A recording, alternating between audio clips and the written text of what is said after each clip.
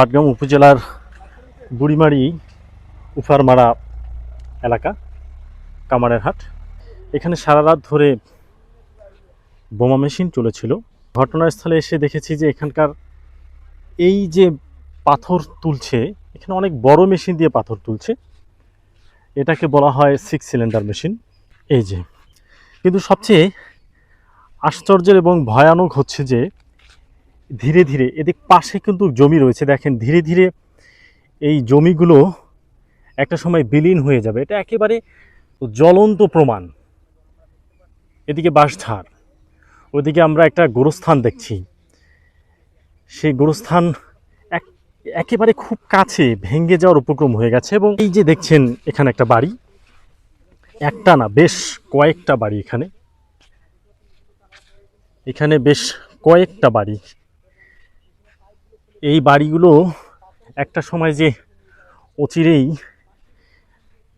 এই যে ধস শুরু হয়ে গেছে দেখছেন। বাড়ি আপনাদের ধসে যাওয়ার উপক্রম। হয়তো বাড়ি যে কোনো সময় ভেঙে যেতে পারতো না? পারে তো। আপনারা কিছু বলেন না? বললে তাহলে কি করবেন? কেন, তারা কি প্রভাবশালী? জি। একের পর এক, মাসের পর মাস ভূমি আইনকে অমান্য করে, অথচ এখানে পাথর তোলার কাজে যারা নিয়োজিত, প্রশাসনকে ম্যানেজ করেই এই পাথর উত্তোলন করা হয়।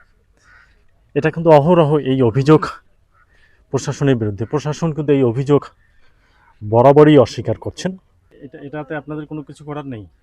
কি করব, এখানে মাঠ এলা বিক্রি করছে এখন। মাঠ বিক্রি করছে, অথচ একটি বাড়ি রয়েছে, এখানে বেশ কয়েকটি বাড়ি রয়েছে, জমি রয়েছে, ধ্বংসের দ্বার প্রান্তে এই বাড়ি। এরকম অসংখ্য জায়গায়, এই একটি দুটি চিত্র দিয়ে কোনো কিছু বোঝানো সম্ভব না। এরকম অসংখ্য জায়গায় এই চিত্র, অথচ দিনের পর দিন, মাসের পর মাস এভাবেই মেশিন চলছে।